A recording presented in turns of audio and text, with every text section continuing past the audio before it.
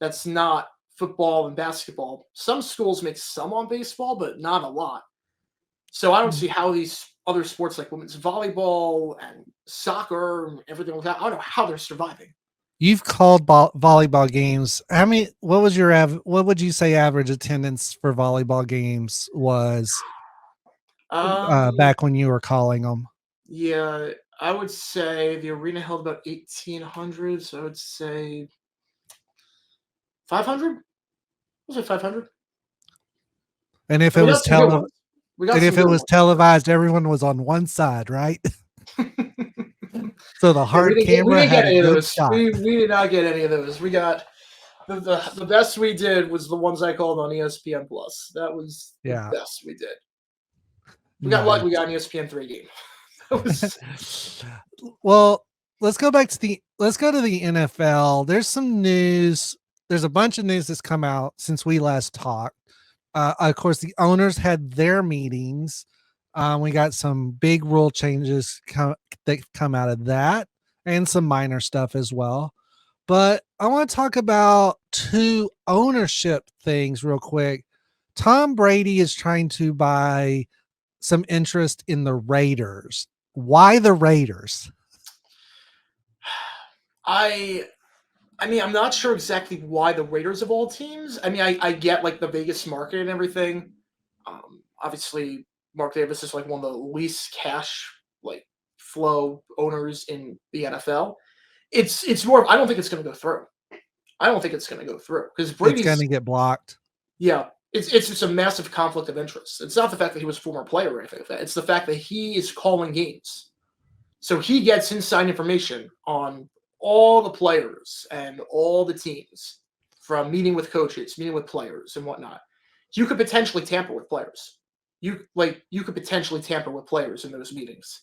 Right. Like obviously like if Greg Olsen, announcer for Fox, if he talks to a player and says like I would love to be playing for you, like as a coach, I'm trying to think of a good way to say it. Like if Greg Olsen said to a player like in a meeting beforehand, like I would love for you to be a part of like this organization and whatnot.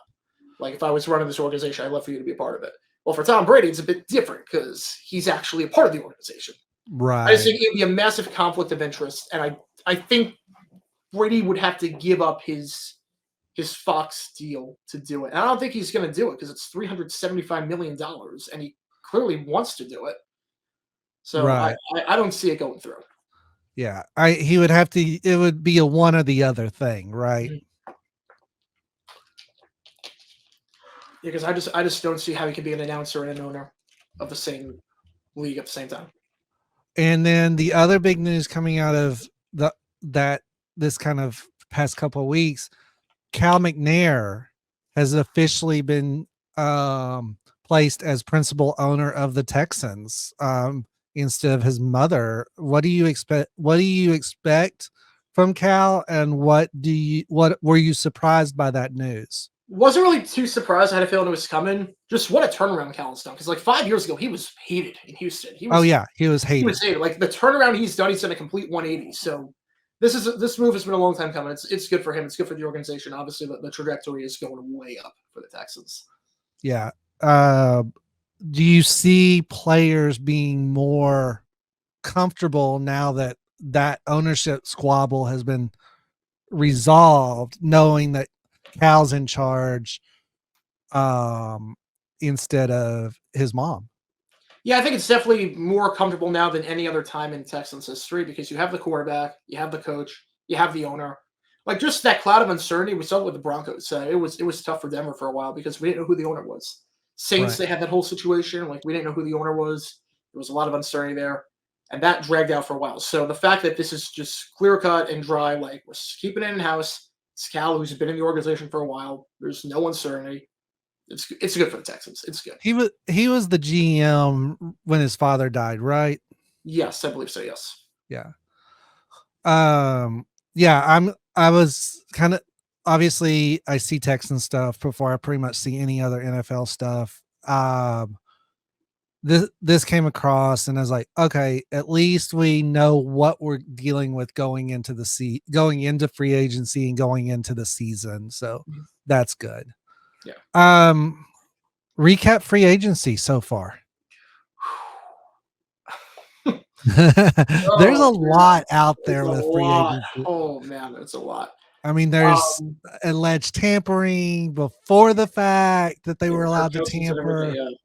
I mean, there's always tampering. That's what I don't get. Like we need like concrete data because it seems like a lot of these free agents, it happens at like the league year, like legal tampering, which is the biggest oxymoron of all time. It's either tampering or it's not. It's not legal.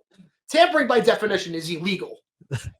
But you see like the league tampering, the official tampering period open up at 12 o'clock.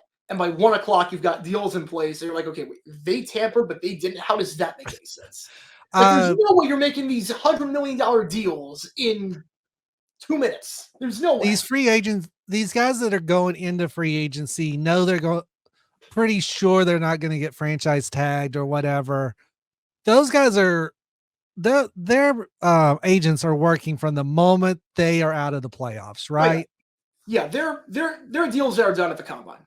Their deal, it's the worst kept secret. There are deals that are done at the combine. Yeah. That's why I never get my coaches and like some GMs don't go to the combine because it's like that is where stuff happens. Even if you don't value the combine to like view players, like so much happens at the combine from a networking and negotiating standpoint.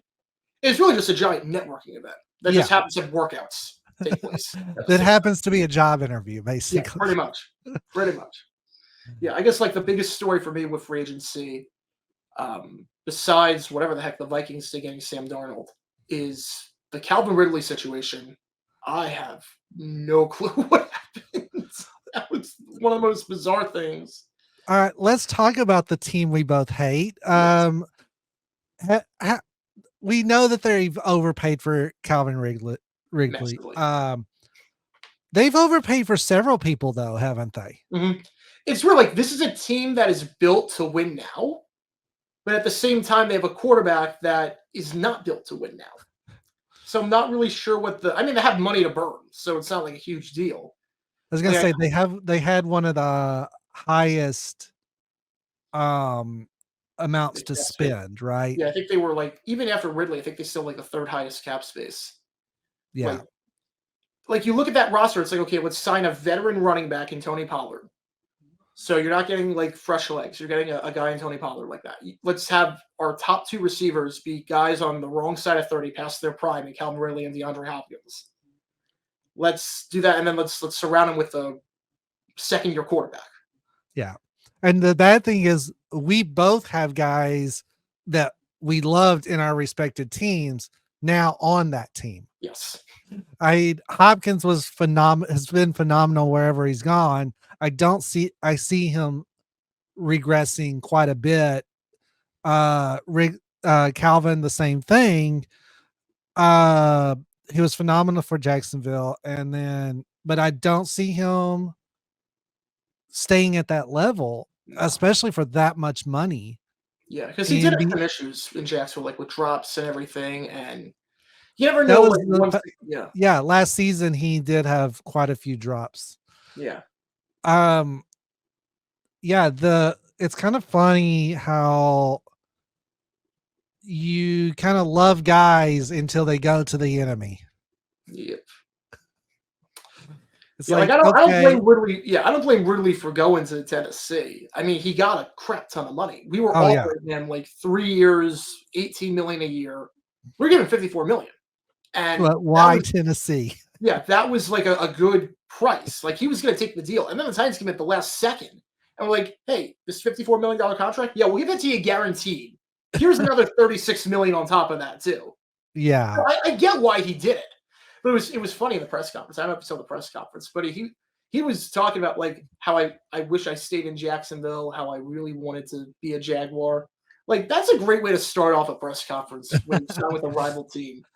Kind of reminds me of the two Belichick press conferences back to back, where it's like, yeah, I accept this. Now I'm resigning, and let's hope this one goes a little better than the last Yeah. one. It's like, yeah, way to throw him under the bus.